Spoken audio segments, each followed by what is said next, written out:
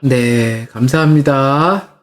저희가 오늘은 이제 사순절 네 번째 주를 지내고 있죠. 그리고 돌아오는 주일이 바로 성탄절입니다. 올해는 성탄절이 주일에 겹쳐져 있어요. 그래서 오늘은 이 성탄절에 대해서 같이 함께 살펴보는 시간을 갖도록 하겠습니다. 빛으로 오신 주님이라는 테마로 함께 살펴보겠습니다. 요한복음 1장 14절 말씀 함께 화면을 보시고 각자 계신 곳에서 말씀을 읽겠습니다. 말씀이 육신이 되어 우리 가운데 거하심에 우리가 그의 영광을 보니 아버지의 독생자의 영광이요 은혜와 진리가 충만하더라. 아멘. 예수님의 생애를 보여주는 성경의 책 중에 마태, 마가, 누가, 요한 이렇게 복음서가 있지요. 그 중에서도 예수님의 출생에 관해서 나오는 것은 마태복음과 그리고 누가복음에서 예수님의 출생에 관해서 이야기를 기록하고 있습니다. 그런데 이 요한복음에서는 이 예수님의 출생, 그러니까 예수님의 신성에 대해서 이와 같이 말씀이 육신이 되어 말씀이 곧 하나님인데 그 하나님이 육신이 되어 우리 가운데 거하셨다라고 우리에게 기록해서 보여주고 있습니다. 성탄절의 의미가 있다면 어떤 의미가 있을까요? 우리가 한번 되새겨 봤으면 좋겠습니다. 세상에 오신 예수님의 탄생을 1차적으로 축하하는 날이죠. 그 오신 주님께서 우리에게 하나님과의 어그러진 관계를 회복시키시고 그것을 통해서 우리를 죄에서 구원하시는 그런 기쁜 날이기도 합니다. 대한민국에서는요, 1949년, 그러니까 해방되고 나서 1949년에 한국에서의 공식적인 법정 공휴일로 정해졌다고 합니다. 이때가 이승만 대통령 당시였던 것이죠. 그래서 이 성탄절이 주는 의미는 물론 공휴일 의미도 있겠지만 대한민국에서는 그때 당시에 공휴일이라는 것이 총 6개 정도 있었다고 해요. 그런데 그 중에 그러니까 전통 민속 축제도 아닌 소위 말하면 이 서양의 축제가 한국에서 공식 휴일로 정해진 것이죠. 공식 휴일로 정해진 거 그냥 노는 날 하나 추가된 것이 아니라 그날을 그 의미에 맞게 기념하라라는 그런 날이 되는 것입니다. 자, 그런 성탄절 하면 떠오르는 이미지들이 있지 않을까요? 그것들을 한번 성탄절의 이미지 무엇이 있을까요? 마곡간 이미지가 떠오르시죠. 교회 이렇게 입구나 로비 같은데 보면 저희도 이러한 모형들이 있었습니다. 그리고 지금 성탄시장에도 가 보면 거기에 크리페를 이렇게 크게 해놓죠. 그리고 사람들이 거기서 연주도 하고 또 사진도 찍고 합니다. 성탄절 하면 떠오르는 이미지 마곡간. 이것은 어디서 왔을까요? 1223년, 그렇게 오래된 것은 아니죠. 2000년 전에 예수의 탄생이 있었다면, 그리고 그 후 1200년이 훨씬 지나서 성 프란치스코라는 이 수도사에 의해서 이탈리아 그레치오라는 곳에 처음 설치가 되었다고 합니다. 이 성 프란치스코가 이 이탈리아 그레치오에 이렇게 설치할 때 사람들이 이것을 보면서 예수님께서 이렇게 좀 누추한 곳에 오셨고, 그리고 낮은 자의 모습으로 오셨고, 겸손히 섬기는 자의 모습으로 오셨다. 이런 것을 상기하길 바라는 마음으로 이런 모형을 만들기 시작했다고 합니다. 그래서 주님의 오심을 그때 생각하기 위해서, 더 깊이 생각하기 위해서. 보통 우리 중세라고 하면 암흑시기라고 합니다.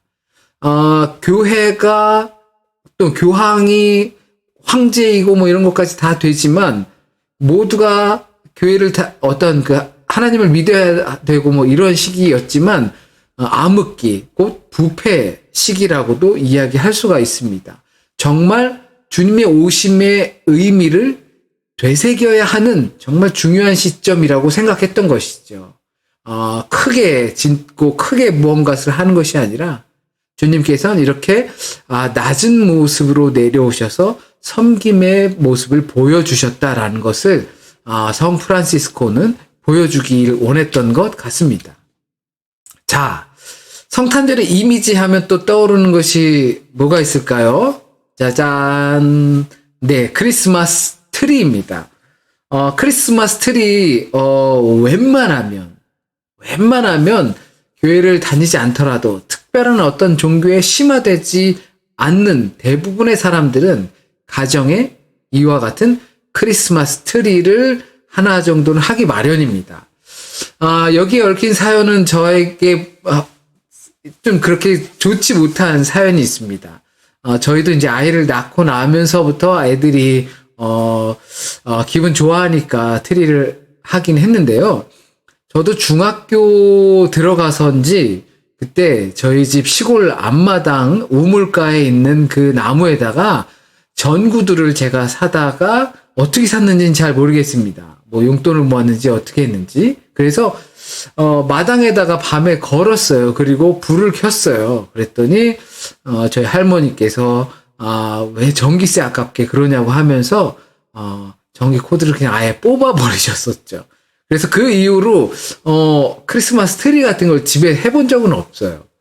그런데 대부분의 사람들은 현대는 지금 그와 같은 것들을 내가 꼭 종교인이 아니어도 그리스도인이 아니어도 그것들을 즐기곤 하죠. 이 유래가 어떻게 시작되었는지 한번 우리 함께 알아보도록 하겠습니다. 이것은 성 보니파치우스라는 사람과도 연결이 되어 있다고 합니다. 이 성 보니파치우스라는 사람이 이 게르만 민족들에게 복음을 전하기 위해서 오고 있는데 사람들은 이 전나무 그냥 탄넨바움에 대해서 어떤 신비로움을 갖고 있었대요. 그 전에 다른 나무에 대한 신비로움을 갖고 있었는데 사람들이 그래서 거기서 막 뭐 주문 비슷한 것을 외우고 이렇게 하다가 그 보니파치우스가 도끼로 내가 이것을 한 번에 날려버리겠다. 큰 나무인데 해서 그 나무가 날아가게 되고 또 그리고 거기에서 전나무가 자라기 시작했다라는 이야기를 통해서 사람들은 게르만 민족 사람들은 전나무에 대한 어떤 환상을 갖고 있었다고 합니다. 그래서 1419년도 이것도 한참 후죠. 벌써 그 말구유가 생긴 이후에 한참 지나서 이야기입니다. 프라이브룩 마을 어느 곳에 그러니까 교회 어느 곳에 이 전나무 장식하는 흔적이 있었다라는 기록이 나온다고 합니다. 그런데 더 크게 보급된 것은 이게 참인지 거짓인지 그냥 전해지는 소리인지는 정확하진 않지만 16세기 종교개혁을 시작했던 마틴 루터를 통해서 이 전나무 장식이 퍼지기 시작했다라는 내려오는 전승이 있습니다. 그러나 본격적으로 이것이 성탄절과 함께 퍼지게 된 것은 18세기에 독일 출신의 영국 왕비에 의해서 소개되었다고 합니다. 그러니까 그때 당시에는 독일의 공주가 영국 왕실로 시집을 가는 거죠. 그래서 거기서 왕실에서 이제 왕비로 살게 되는 거죠. 그런데 고향을 떠나서 와 있으니 얼마나 그 고향의 문화들이 그립겠어요. 그래서 성탄절이 되었을 때 어디서 시작된 건진 모르지만 그래도 그 집이나 이렇게 가정에서 했던 왕실에서 했던 그런 것들을 영국 왕실에서도 그것을 시작했다라고 하는 겁니다. 그리고 나서 빅토리아 여왕이라는 사람이 남편이 독일 사람이었어요. 그래서 그 사람이 독일 문화를 받아들이면서 가정에서 모여서 성탄 트리를 하고 선물을 두고 그리고 왕실의 사람들에게 선물을 나눠주고 하면서 이러한 지금에 볼 수 있는 그런 문화들이 자리를 잡기 시작했다고 합니다.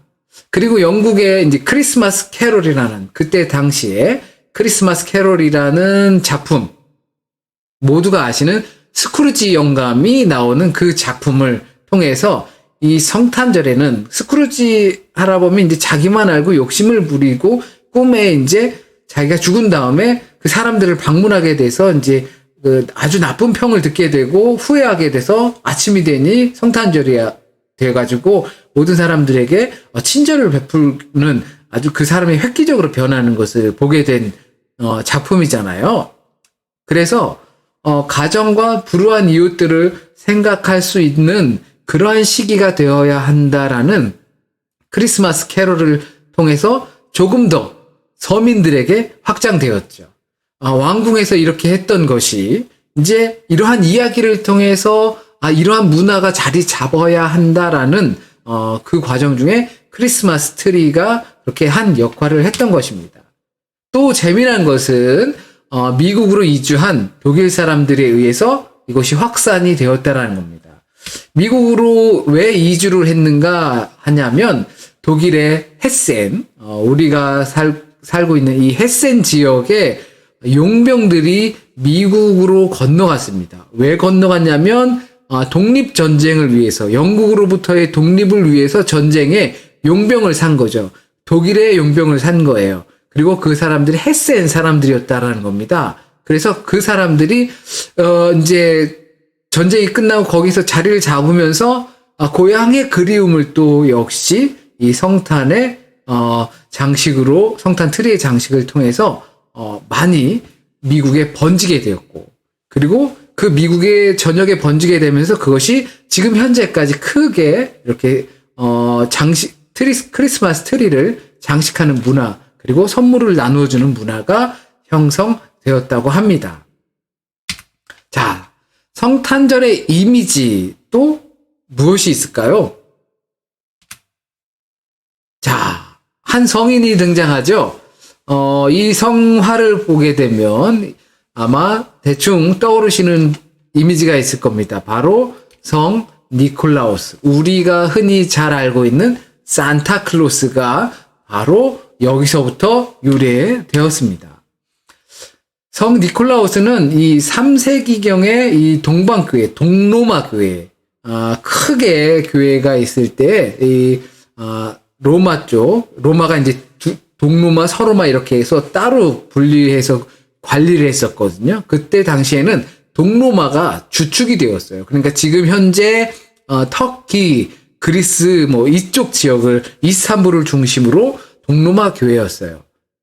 거기에서 성 니콜라우스가 이제 동방교회의 주교로 있을 때 일입니다. 터키 미라라고 하는 이 안탈리아 지역에서 출생한 사람인데요. 이 사람은 남모르게 선행을 하는 대표적인 모델로 나타났다고 합니다. 어느 날은 어느 가정에 그때 당시 그 지역에서 가정은 시집을 보낼 때 지참금이 필요했어요. 딸이 시집을 가면 지참금을 필요로 했는데 그 지참금이 준비되지 못하면 몸을 팔아야 되는 상황도 벌어졌었다고 합니다. 그러다 보니까 슬퍼하고 있는 그 가정의 소식을 이 니콜라우스라는 사람이 듣게 된 거죠. 그래서 그 지참금을 몰래 그에게 전해 주었다라는 것을 통해서 남모르게 선행을 베푸는 대표적인 모델로 니콜라우스가 등장하게 되는 겁니다.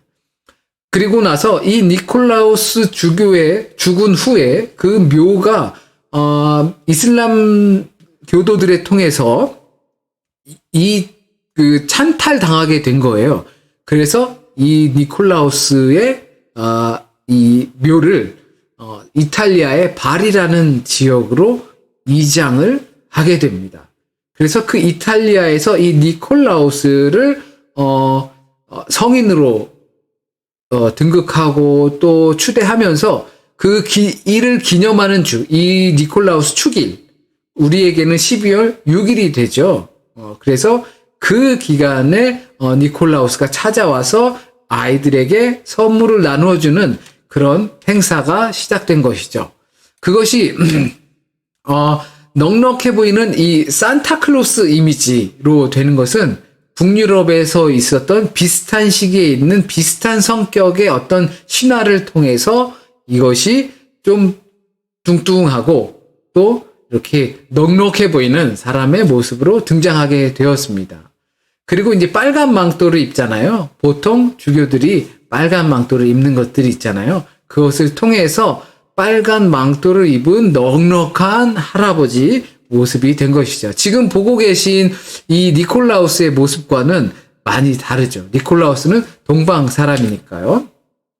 그런데 이것이 더 확산된 것은 코카콜라 할아버지로 우리에게 많이 알려져 있죠. 그래서 성 니콜라우스 또는 성 니콜라우스가 산타클로스로 변형되고 또 그 산타클로스가 우리에게 더 확산된 것은 한편으론 이 코카콜라의 광고를 통해서 또 우리에게 더 잘 친근하게 다가온 것이 아닌가 생각을 해봅니다. 하여튼간 이 성탄절의 이미지로서 이 산타클로스로 알고 있는 것은 이 성 니콜라우스 주교를 우리가 꼭 기억해야 될 겁니다. 자, 그러면 가장 중요한 거죠. 12월 25일. 우리가 성탄절을 12월 25일로 기념하고 있잖아요. 그러면 이것이 어디서 유래되었을까? 분명 좀 복잡한 일들이 있습니다. 자, 성경에는 12월 25일이다. 예수의 탄생의 이야기가 등장하지 않습니다. 아기 예수의 탄생이 12월 25일이다라고 등장하지 않아요. 그런데 왜 12월 25일이 되었을까? 3세기 초 로마 교회의 주교였던 히폴리투스라는 사람이 이것을 3월 25일로 추정하는데요. 자, 이 3월 25일은 무슨 날이냐면 수태고지일이라고 합니다. 그러니까 마리아가 3월 25일에 수태고지 그것을 받았다라는 것이죠. 그것을 추정하게 그 3월 25일 날 이제 아이를 갖게 된 거죠. 그래서 그로부터 9개월 후인 12월 25일로 계산이 된 겁니다. 그렇다면 3월 25일은 어떻게 계산되었는가라고 하면 이 누가복음에 등장하는 사가랴가 경험한 그것, 마리아의 친척, 그것을 기점으로 6개월 후 춘분에 그것을 이제 마리아가 그렇게 누가복음에서는 그렇게 전하고 있죠. 그 수태고지를 들었다. 그렇게 이렇게 추정해서 3월 25일에 수태고지를 마리아가 듣고 아이를 낳게 될 것이다 라는 말, 그걸 듣고 9개월 후에 낳았을 것이다 라는 것을 추정으로 12월 25일로 계산하는 그런 옛날 방식이 있습니다. 그리고 또 다른 것은 동방박사의 방문 또는 예수님의 세례일 1월 6일 이 주현절로 지키고 있죠. 독일에서는요.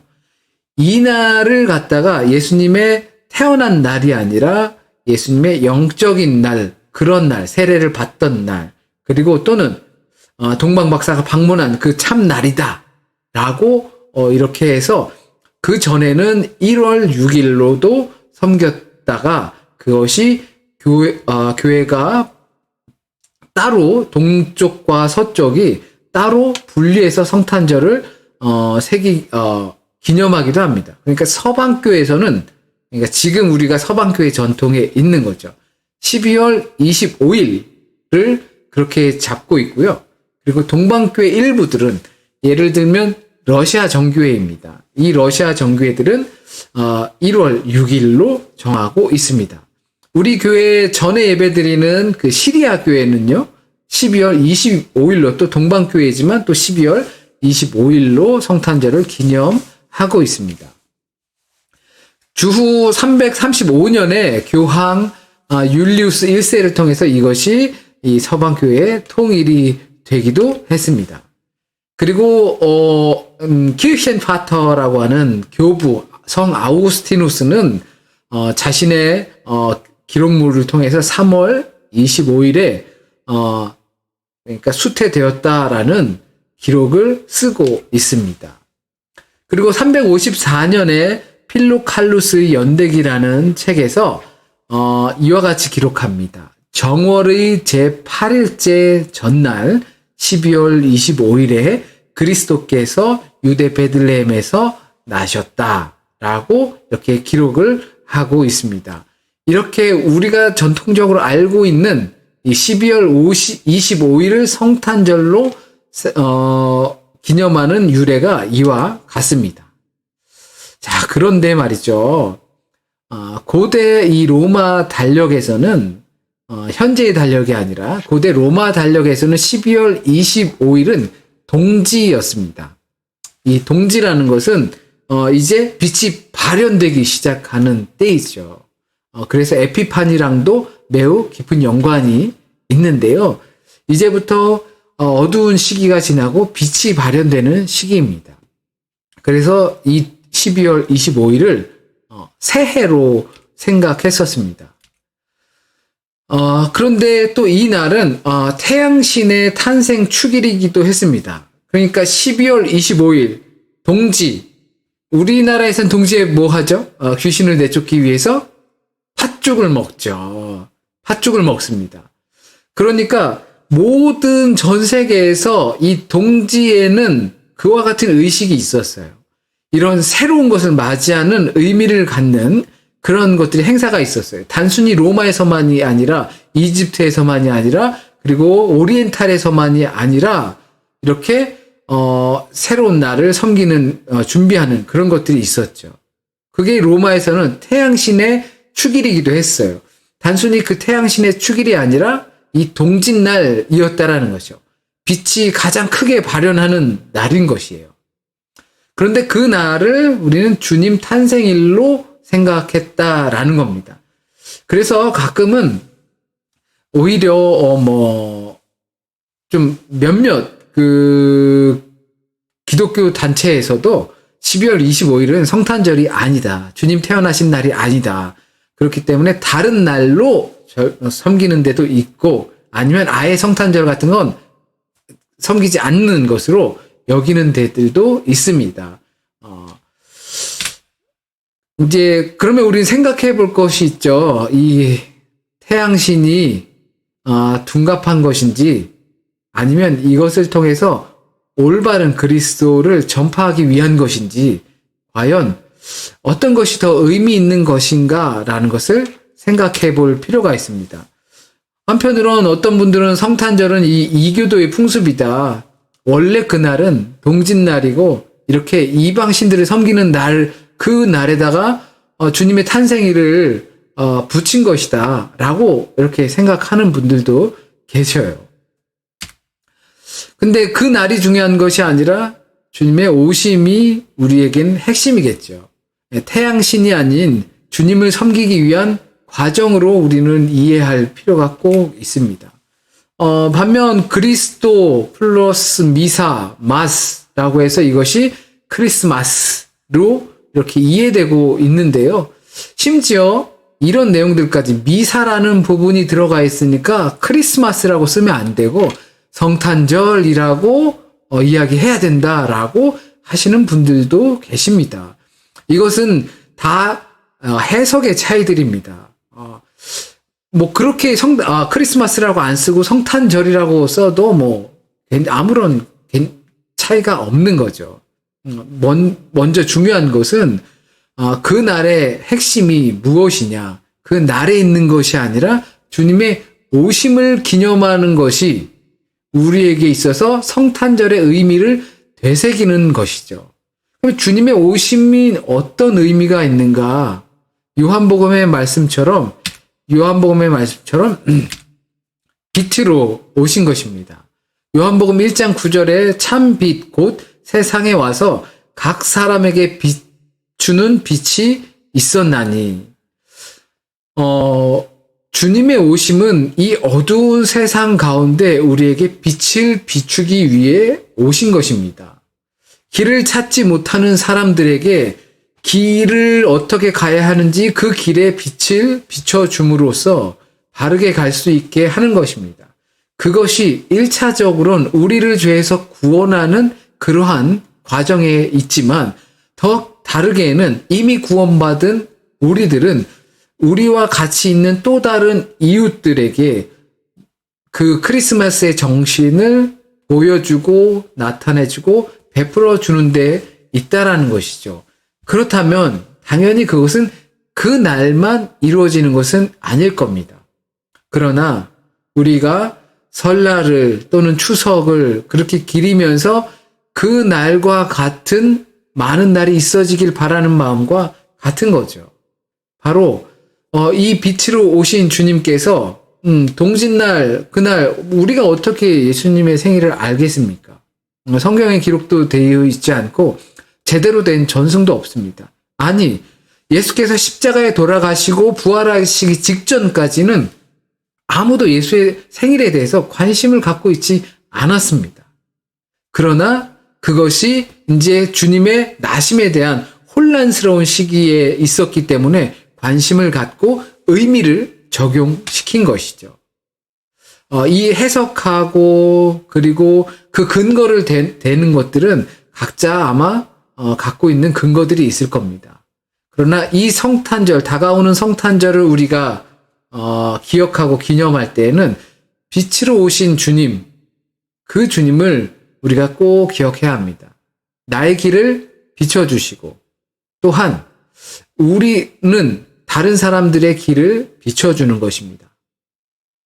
그래서 주님께서 말씀하신 것처럼 내가 너희를 사랑한 것 같이 너희도 서로 사랑하라 하신 말씀이 이날 더 깊이 생각되어야 할 거라 느껴집니다. 이 성탄절기를 이제 보내시고 우리는 오실 주님을 준비하고 기다렸고 그것이 사랑과 소망과 기쁨과 평화를 통해서 우리는 기다렸지만 이제 더 이 주님의 오심이 이미 오셨기 때문에 우리로부터 그 빛을 발현하길 원하신다는 겁니다. 아마 각자 모두가 다 힘든 시기가 분명히 있을 겁니다. 그렇지만 이 빛으로 오신 주님을 꼭 우리의 삶 속을 통해서 표현하고 실현시키며 살아갈 수 있는 저와 여러분이 되길 진심으로 소원합니다. 기도드리겠습니다. 빛으로 오신 주님 감사합니다. 이 어두운 세상 가운데 캄캄한 세상 가운데 우리의 길을 비춰주시고 또한 하나님과의 관계를 주님을 통하여서 회복하고 죄에서 구원함을 얻은 우리들이 또한 누군가의 길을 비춰줄 수 있고 누군가의 삶을 비춰줄 수 있는 서로 사랑하라 하신 그 말씀이 실현되는 우리의 인생이 되길 원합니다. 오늘은 혹시 어떤 것을 놓쳤는지 몰라도 내일은 그 놓친 것을 잡을 수 있게 주님 인도해 주세요. 무엇을 어떻게 사랑하며 실천해야 될지 모를 때에도 아주 가까운 것에서부터 아주 사소한 것에서부터 시작할 수 있는 마음을 우리에게 허락해 주세요. 빛으로 오신 주님을 성탄절, 참 빛, 큰 별이 그 위에 섰으니 그 별을 우리가 보는 것처럼 살아갈 수 있게 도와주세요. 우리 주변에 어떤 외로운 사람들이, 어떤 힘에 겨운 사람들이 있을지 모릅니다. 주님, 그들을 위로할 수 있는 넉넉한 마음을 주시고 또한 그 넉넉한 마음으로 함께 초대하고 그리고 함께 나눌 수 있는 기쁨의 우리 교회의 식구들이 될 수 있도록 하나님 인도하여 주세요. 이제 추운 겨울 또 잠자리로 들어가고 하루를 마감하는 시간들입니다. 주님, 이 시간에도 우리와 함께하여 주시고 처음부터 끝까지 우리를 지켜주시는 것을 믿습니다. 그 동행하시는 주님을 의지하는 복된 저녁이 될 수 있게 주님 인도해 주세요. 모든 말씀 우리 주님 예수 그리스도의 이름으로 기도드립니다. 아멘. 네, 감사합니다. 오늘은 이렇게 성탄절에 대해서 살펴보았습니다.